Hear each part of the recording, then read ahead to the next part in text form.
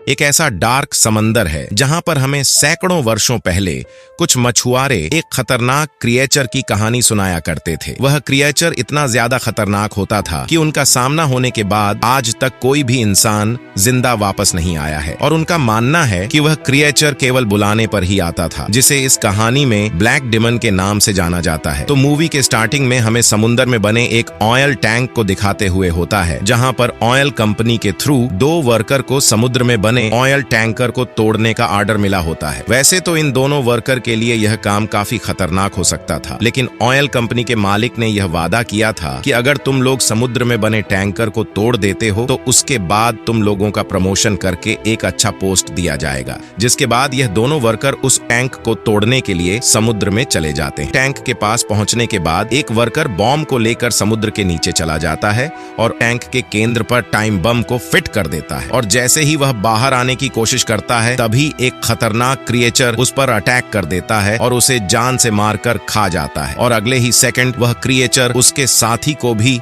जान से मार देता है। सीन कट होता है और हमें शहर में एक आदमी को दिखाया जाता है जिसका नाम पोल होता है। पोल भी उसी ऑयल कंपनी के लिए काम करता था, लेकिन वह एक इंस्पेक्टर था। पोल अपनी फैमिली के साथ छुट्टियां मनाने के लिए एक लंबी ट्रिप पर निकला था। पोल की फैमिली में उसकी बीवी और 2 बच्चे थे, जिनके साथ पोल काफी ज्यादा खुश रहता है। खैर, कुछ देर ड्राइव करने के बाद फ्रेश होने के लिए पोल अपने फैमिली को लेकर समुद्र के किनारे चला जाता है, जहां पर वे सभी काफी एंजॉय करते हैं। लेकिन यह वही जगह थी जहां पर कुछ टाइम पहले उन 2 वर्कर की जान चली गई थी, जहां पर वह खतरनाक क्रिएचर रहता है। खैर, फ्रेश होने के बाद पोल अपनी फैमिली को लेकर सिटी की तरफ रवाना हो जाता है। सिटी में पहुंचते ही पोल को शहर के लोग एक अजीब नजर से देख रहे थे, क्योंकि उस हादसे के बाद इस शहर के लोग काफी ज्यादा डर गए थे और नए मुसाफिर का आना जाना भी काफी न के बराबर हो गया था। खैर, पोल अपनी गाड़ी को रोककर एक आदमी से पूछता है कि यहाँ पर कोई होटल है जहाँ हम रुक सकते हैं, लेकिन वह आदमी मना करते हुए कहता है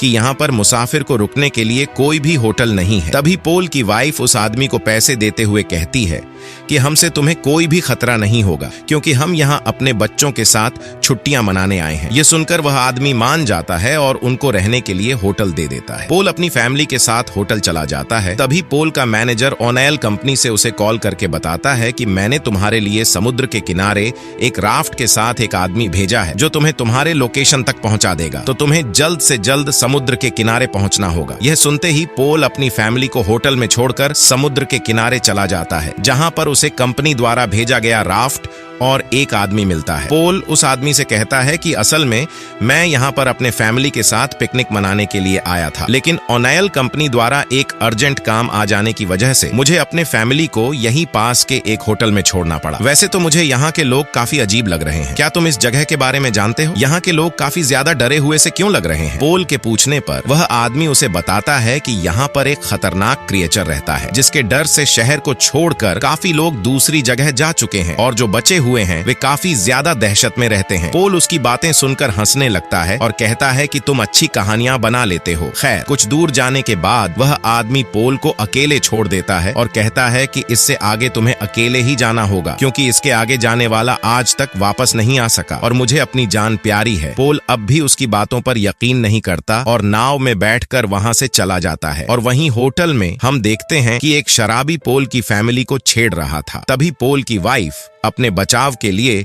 उसके सर पर बॉटल से हमला करके वहां से भागते हुए अपने कार के पास चली जाती है, लेकिन अफसोस उसके कार के पहिए में किसी ने पहले से ही चाकू घुसा दिया था, जिसकी वजह से उसका कार भी पंचर हो जाता है और वह उन लोगों से बचने के लिए समुद्र के किनारे एक मछुआरे के पास मदद मांगने के लिए चली जाती है, और वह मछुआरा उसकी मदद करने के लिए मान जाता है और उन्हें नाव पर बैठा लेता है। और वहीं हम दूसरी तरफ देखते हैं कि पोल उस ऑयल टैंक तक पहुंचने ही वाला था, तभी उसे एक हेलमेट खून में लिपटा हुआ दिखाई देता है। उसके बाद पोल अपने डेस्टिनेशन पर पहुंच जाता है और जैसे ही वह लैब के अंदर जाता है उसमें उसे एक कुत्ता और 2 आदमी देखने को मिलते हैं जो उस पर हमला करने वाले थे। लेकिन तभी पोल उनके सामने हाथ ऊपर करते हुए कहता है कि मैं एक पुलिस ऑफिसर हूं और मैं इसी ऑयल कंपनी के लिए काम करता हूं। तभी उन्हें बाहर किसी बोट के आने की आवाज सुनाई देती है और जब ये बाहर जाकर देखते हैं तो पोल की फैमिली उस बोट में होती है जो उसकी तरफ ही आ रही थी। और जब पोल स्कोप से अपनी फैमिली को देखता है तो उसके बोर्ड के चारों तरफ एक बहुत ही बड़ा शार्क चक्कर लगा रहा था, जिसे देखकर पोल के साथ ही काफी ज्यादा डर जाते हैं और उस शार्क का ध्यान बटाने के लिए हथौड़े को पीटने लगते हैं ताकि पोल की फैमिली की जान बच सके। लेकिन पोल को कुछ भी समझ में नहीं आ रहा था। पॉल सोचता है कि आखिर यह लोग इतना ज्यादा क्यों डर रहे हैं। पोल के समझ से तो वह सिर्फ एक मछली थी। खैर, थोड़ी देर में पोल की फैमिली उसके पास आ जाती है और पोल अपनी फैमिली को सुरक्षित बोट से रिसीव कर लेता है। लेकिन तभी अचानक पोल की बेटी का पैर फिसल जाता है और वह समुद्र में गिर जाती है। अंदर जाते ही उसे कुछ खतरनाक बॉडी के पार्ट्स दिखाई देते हैं जो कि एक इंसान के होते हैं, जिसे देखकर उसकी हालत खराब हो जाती है और तब तक उसका पिता उसे पानी से बाहर खींच लेता है। बाहर निकलने के बाद पोल की बेटी काफी ज्यादा डरी हुई थी और पोल के पूछने पर उसकी बेटी ने उसे सब कुछ बता दिया। पोल उन दोनों आदमियों पर डाउट करते हुए कहता है कि आखिर यहाँ पर क्या चल रहा है। पोल के पूछने पर वह दोनों बताते हैं कि यहाँ पर एक बहुत ही बड़ा शार्क रहता है जो किसी भी इंसान को जान से मार देता है और उसके बॉडी के टुकड़े करके उसे खा जाता है। पोल अब भी उनके बातों पर यकीन नहीं करता है, इसलिए वह आदमी पोल की वाइफ को स्कोप देता है और कहता है कि अगर तुम्हें यकीन नहीं होता तो खुद अपनी आंखों से देख लो कि जो बंदा तुम्हें यहाँ पर छोड़ने आया था उसके भी पीछे वही खतरनाक शार्क पड़ा है। पोल की वाइफ जैसे ही स्कोप से देखती है वह खतरनाक शार्क उसका पीछा करते हुए उस पर अटैक कर देता है और उसे भी जान से मार देता है, जिसे देखकर पोल की सारी फैमिली काफी ज्यादा डर जाती है। उसके बाद वह आदमी बताता है कि यह वही खतरनाक शार्क है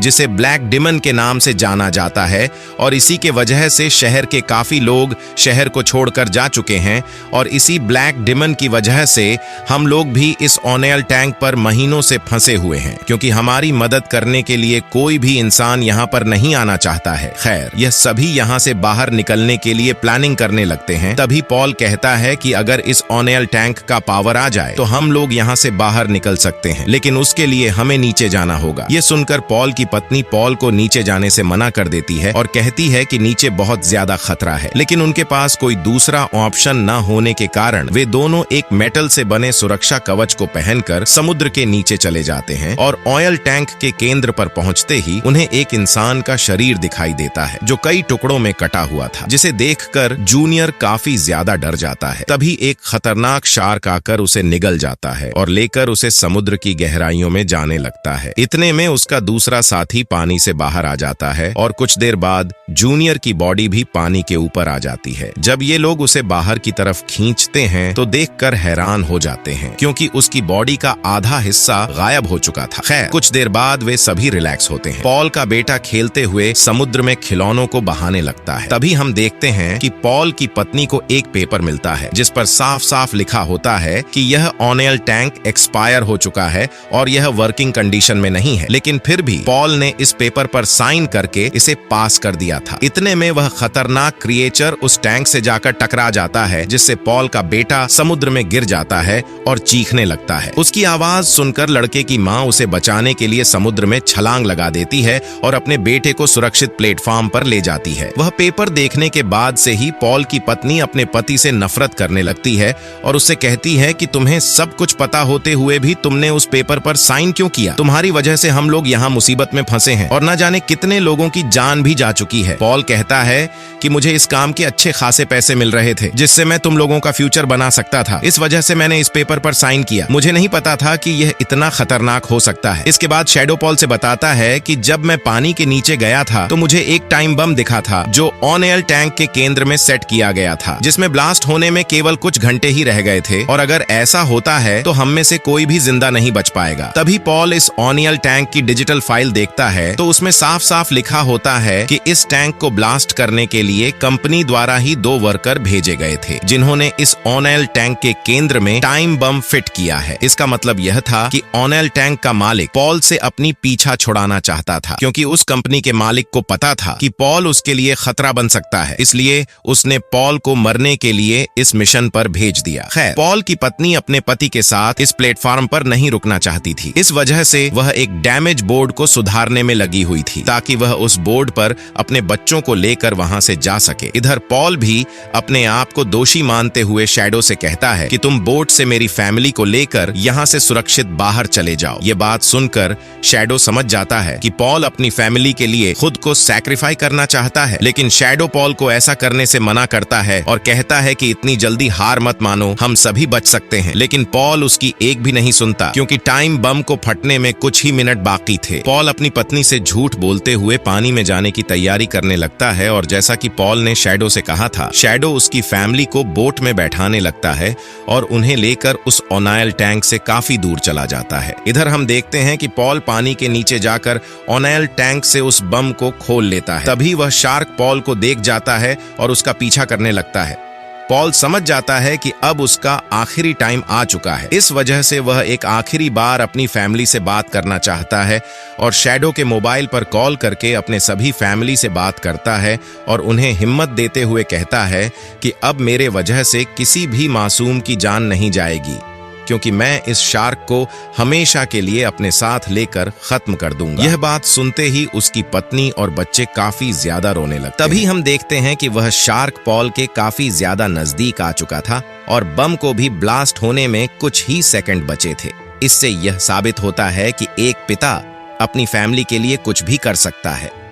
वीडियो अच्छा लगा हो तो वीडियो को एक लाइक करके चैनल को भी जरूर से सब्सक्राइब कर लें। इसके बाद वह शार्क पॉल को निगल जाता है और कुछ ही सेकंड बाद वह बम ब्लास्ट हो जाता है, जिससे वह शार्क और पॉल दोनों मारे जाते हैं।